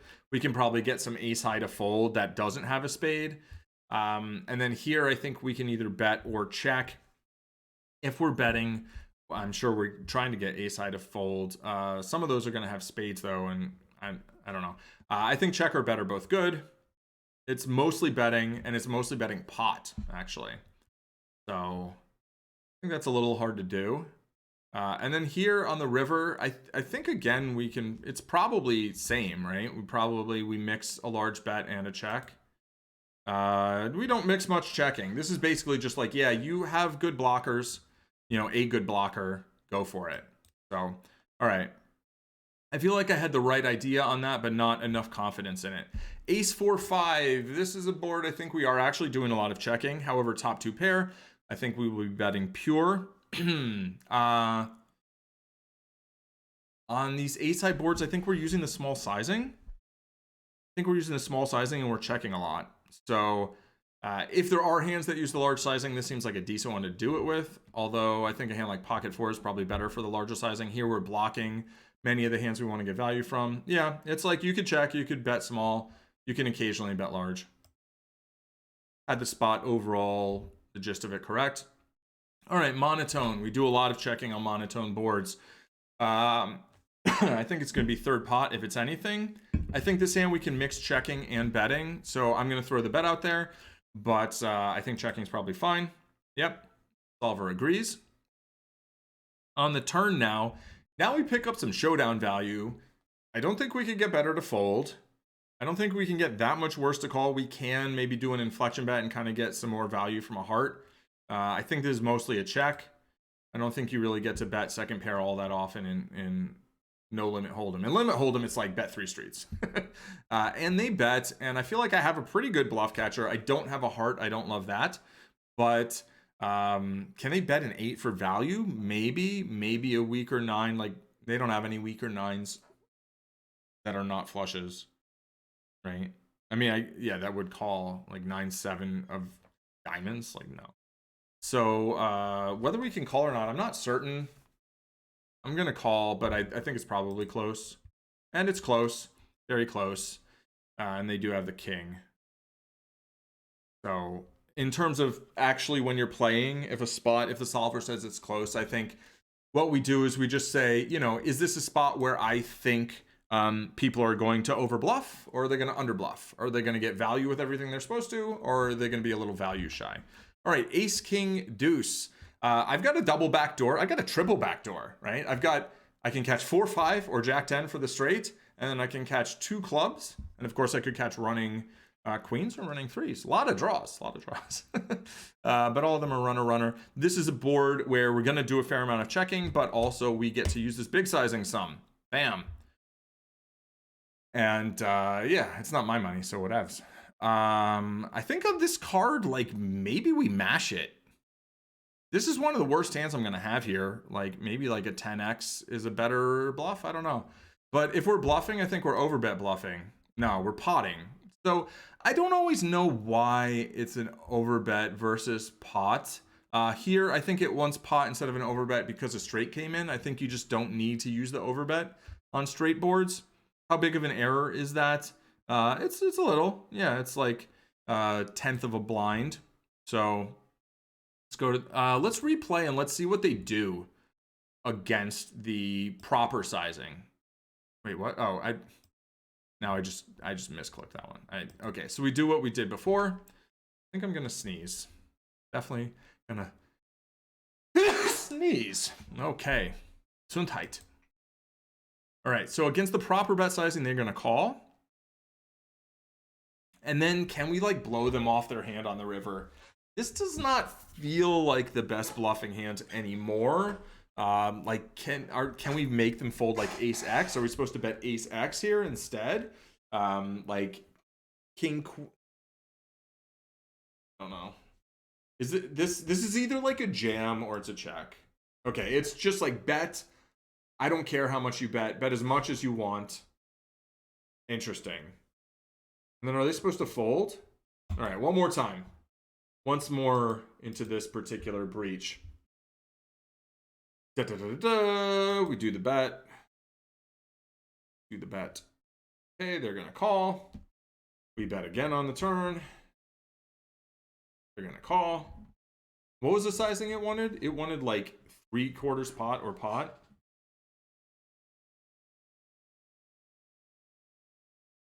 Oh, or jam. Yeah, so they actually fold to 3/4 pot. That is very interesting, right? And I guess it's because, I mean, maybe we don't have that many bluffs and we have value that they're chopping with, but we have pocket aces, pocket kings, ace jack, maybe king jack, you know, jack 10, queen jack that were straight draws that then maybe barreled the turn. And then I don't think the turn makes that much sense with those hands. So it's hard to have just naked trips. In fact, I want to see whether we do have those trips there on the river. Check bet. We'll go into this bet. Just take a look. See what happens here. Yeah, we do have some jack 10 and some queen jack. Interesting. I guess so those do bet on the turn, right? All right, interesting. I wasn't sure whether that would be the case or not. It was possible. Next hand. Okay. Type of board, we are going to have a mix of checks and larger bet sizes, I think. I'm going to check this one and kind of see how it plays out. I do think the larger bet size is probably good. This middle bet size is what I would use in practice. See, it likes some of the small and some of the large. So I just average that to middle, and I think that's fine. They check, and now I think we can go. Now I think we go the larger size. Yeah, and it likes that a lot. It wants to do that. And we get check raised. And I mean, I think against the solver, we have to call.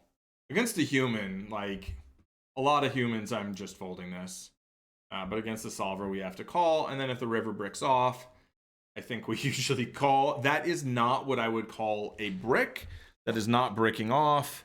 We want, I mean, we are blocking 6-5, sure.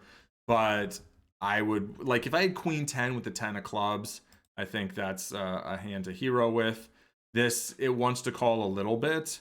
Let's look at that too, right? Let's just dig in. That's what we're gonna do today. We're gonna look at some of these spots. Let's say queen 10 off with the 10 of clubs. It's like, no, I don't really want that.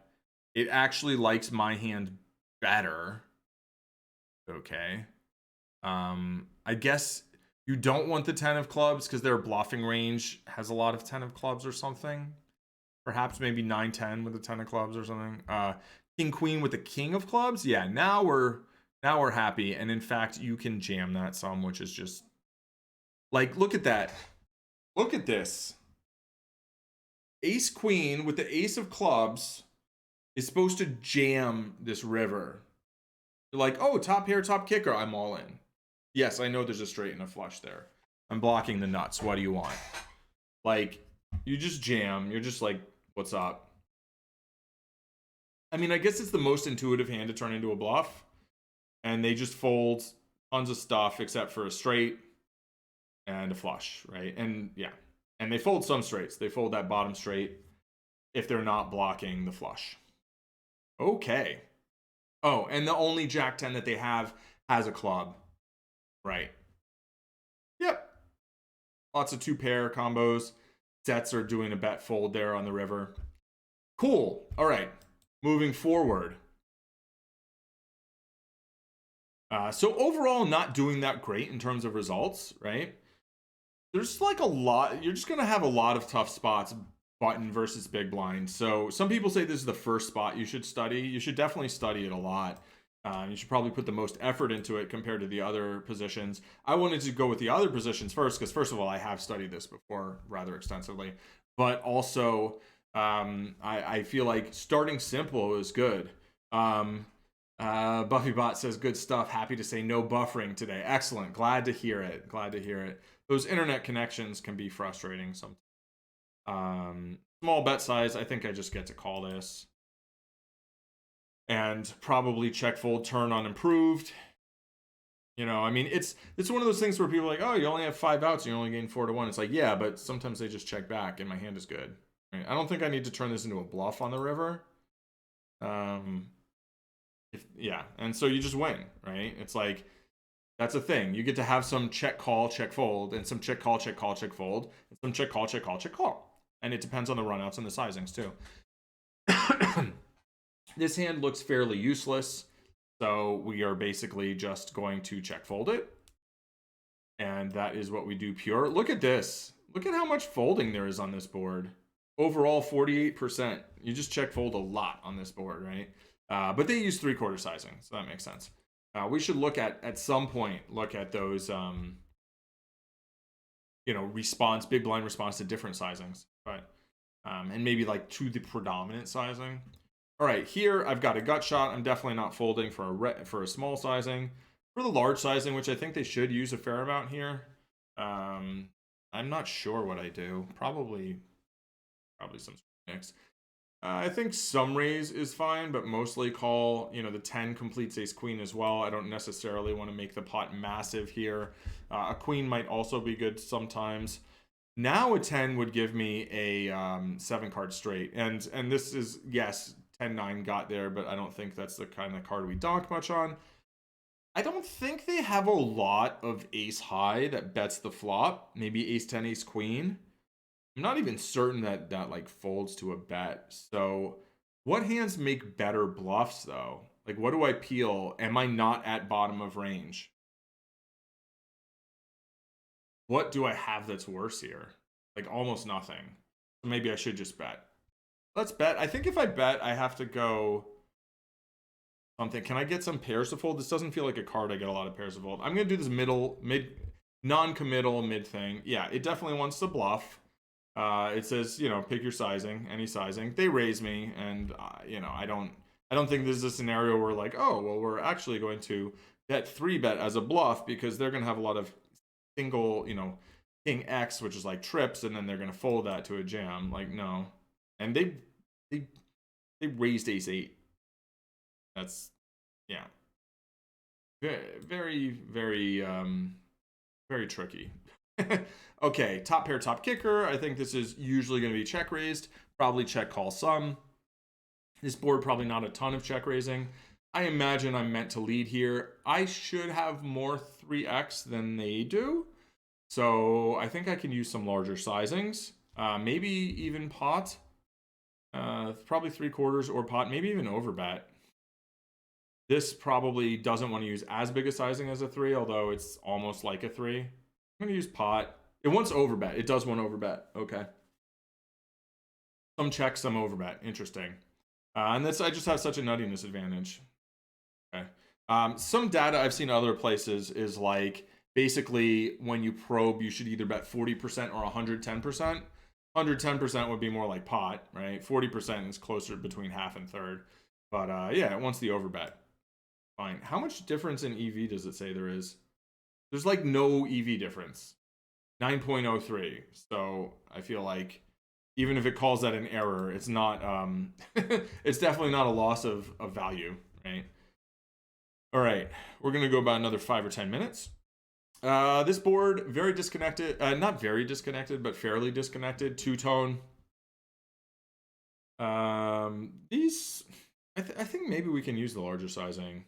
I'm torn. No, yeah, it wants the smaller sizing mostly, but it's okay with this. I'm not sure that I can keep getting value when the king comes, because I think mostly I want to be using an overbet sizing. If I'm using an overbet sizing, I'm probably not allowed to use second pair for that anymore, so I'm going to check. It's like, no, it's cool. You could go big. It doesn't want the overbet sizing. It wants pot or 3/4. Okay. And now they're betting pot here on the river 8. So one of the concerns of the king is that like a flush draw, like king high diamonds made a king. that's not as big a concern because the flush came in anyway. So I don't know whether this is a hero call or a fold. I don't have any diamonds. I guess I'll go ahead and fold, although it might be too high up in my range. Probably folding too much, although I'd probably check back some diamonds, so I have some very good hands now. Probably betting a lot of my king X on the turn. Yeah, so mix, close. Five's an interesting bluff. Mostly just, you're blocking some diamonds, like ace 5 of diamonds. Jack 5 of diamonds I have, not 10, 5, 9, 5, 6, 5, 5, 4, I guess. Although I think those barrel the turn mostly. You can look at their hand and it says basically they're supposed to do this about 40% of the time and they're supposed to check the rest mostly. All right. Okay, this kind of board, I don't think this is donked that much. I do think it's check raised at a fairly high frequency. And this hand is maybe a little too medium to check raise, but it's probably not the worst to check raise. And I think I could probably bet here for value a fair amount. On a board like this, I think I want to use the larger sizings. I don't think it's an overbet. I think it's more of like a pot or 3/4, but it wants smaller. Okay. So yeah. Low board. We are generally betting very often on low boards. It's low and connected. They have all the 5-3. We don't have any of it. I think we get check raised a lot. This is the type of board I have a hard time pulling the trigger on against a human. I do think we get check raised here. I don't, it doesn't really matter if it's a good bet, it's a good bet. I think because of the straight being possible, we can't use the large sizings, but I'm not sure. Yeah, so it's fine with this. As you see, it's like mixing some check and some of the other ones. We do get check raised. I think we have to fold without a diamond, but it feels kind of gross. There's so many draws that I'm beating. Yeah, pure fold. And calling is quite minus EV. And, they do have a draw, but like, think about how many outs they have. They have a 3, they have a 5, they have a king, they have a diamond. And if like a 7 or an 8 come, they might be able to bet and get me to fold anyway. And if just nothing comes, they might be able to bet and get me to fold anyway. So it's a pretty tough spot. All right, we'll play up to 19. I mean, up to 20. They check. This board, I think, is going to be large bets or checks. This doesn't feel like the sort of hand we really need to do put much money in with. I think a weaker 7 would be more likely to be kind of a semi-bluff. Here, I think this is mostly checking. It is blocking some of their continue range. And the solver does like a check. And as we see, it does want the large sizing. Now that they check again, I think maybe I can start betting large and actually getting some folds. I think it's this 3/4 sizing, though, for some reason. It says no. It says overbet. And I was entertaining the notion of an overbet, but you just can't do that often. If you do that at a high frequency, it's very bad. And like now I feel like I want to overbet again, or like it's weird that they don't have an overbet on the river besides all in. I'm not crazy about that. I feel like shouldn't pot and a half or 2x pot be an option here? And I do think you can probably jam this at a non-zero frequency. Let's try it. Probably, I mean, smaller bets are more sensible. Yeah, it mostly wants, look at that. It wants to jam at like 2.6% of the time. But it mostly wants to bet pot. Okay, yeah. So I think a small overbet might be better than pot, but the solver just doesn't give that as an option. So obviously it won't do it. But just intuitively, it's like, yeah, if you're going to bluff with this hand, you can't go small because you have a pair. So getting high card hands to fold has no value, right? Like 8, 9 of hearts, I don't need you to fold. I beat you. I need you to fold a 10. I need you to fold pocket 9s. I need you to fold like king, jack. And I think they probably do fold against this overbet with a lot of pairs. Like ace 9, they folded, right? So king jack might be a better fold, better call than ace 9 against the jam. And if you go jamming spots like that all the time, it's going to be terrible, right? You're just going to be spew-tastic. But if you do it judiciously, like there's literally nothing they can do about it. And most people, I think, are overfolding. I don't know. All right.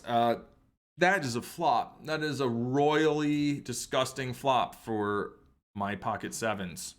I like to call them holiday sevens. You know, it's like the red and green festive. This is probably a decent hand to turn into a bluff, but I probably would rather have a diamond. Overall, you'll see my range is basically mostly checking, a little bit of small bet, a little bit of overbet. And on the river, like, yeah, I can probably do some kind of a bluff here, but I think I can also check and occasionally beat like pocket fives. I lose to a king, which I probably can get to fold. But like not getting everything that can fold to fold is like it's okay. These mid-paired boards I think get check raised a lot. I'm gonna try it here if they bet. I kind of hope they bet. We're gonna throw the check raise in. You'll see, yeah. So my hand was check raising quite a lot, even without the backdoor flush draw. And you'll see my range was check raising 23.5%. So I'm happy. Like that's a thing I just learned. I learned that today. I'm playing, I put it into practice, right? That's good. That's the point. That's the whole point. That's what we're doing here.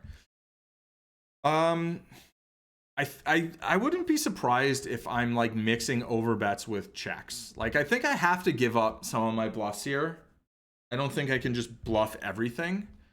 So I'm going to give up with this one, but I think one of these larger bluff sizes is probably effective. And like, then they're in a gross spot with an ace. Yeah, pot size. Look at this. Look at that. This is what it wants to do. Is it betting? It's checking. We get a card. Look at that. Pot size, 58% of the hand with my hand. 58% of the time with my hand, 23% with my range. So yeah, we do want that big sizing. Here on the river now, I think I probably can. Maybe I can do something like pot and try and get called by like an ace. Diamonds are not a big concern. It's a backdoor.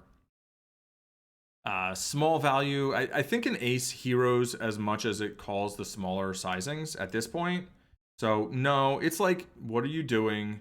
Just check. Just check. It didn't grade it as a mistake because it wants to do this 2% of the time. But basically it's like, no. My guess is that I'm supposed to be check raising. Let's click into that and figure that out. Instead of betting, we're going to say we check, right? So if we check this hand, we had 5-7 of hearts. And let's say they bet. What's their favorite bet sizing here? They bet half pot a lot. And now we're going to check raise 7-5, right? No, we just call. We just have a call. I mean, I guess it's a paired board and the flush came in. But it just feels like against a human, they do not have a lot of boats here. Like a person, right? A person just bets boats on the turn most. And people bet picked up flush draws a lot too. So but yeah, against the bot, it's like, no, you can only check call that hand. You're playing it too trying to squeeze too much water out of that there stone. Okay, this will be the last hand. Another paired board. This feels like a prime check call hand. I mean, I've got, you know, medium value. I've got some protection against some backdoors. I don't have a good kicker. And I think I can check raise this at some frequency. And this board probably a good amount. But yeah, there we go. It's 65% call, 35% raise. And on the board, 16% raise. So very gross turn card. Against like an overbet, I imagine I have to fold. Can I get value on a brick river? I don't think so. But I think I probably have a call against a reasonable bet size. And against this bet size, I do think I have a call, right? I mean, I'm losing to an ace. I'm losing to a 5. I'm losing to diamonds or like pocket 6s. That's about it. And I think a lot of those hands bet the turn, except for like 6s. So it says mostly fold this hand. You can just fold it mostly. I guess mostly we're trying to, maybe I don't want spades, right? Here's the question. Do I not want spades because I want to unblock backdoor flush draws that bet the flop with their backdoor, check the turn, and then bet river? And my guess is Jack 7. So here, Jack 7 of this is of spades is 7.7% call. We'll just click into that. And I'm running out of steam. We'll look at Jack 7. And yes, if you look at it on the lower right-hand corner of your screen, you can see that Jack 7 of hearts, Jack 7 of clubs, call much more, right? If you're blocking the spades. And so you can simplify this by saying, all right, I'll call without blocking the spades, and I'll fold if I block the spades. That's fine, and that's good. And that's probably the best simplification you can make.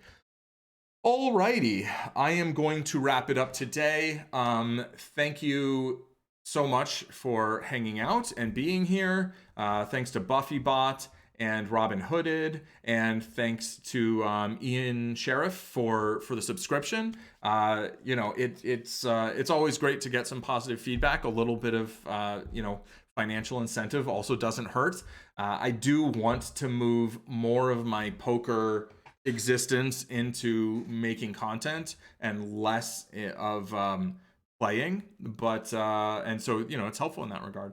And yeah, anyway, thanks a lot.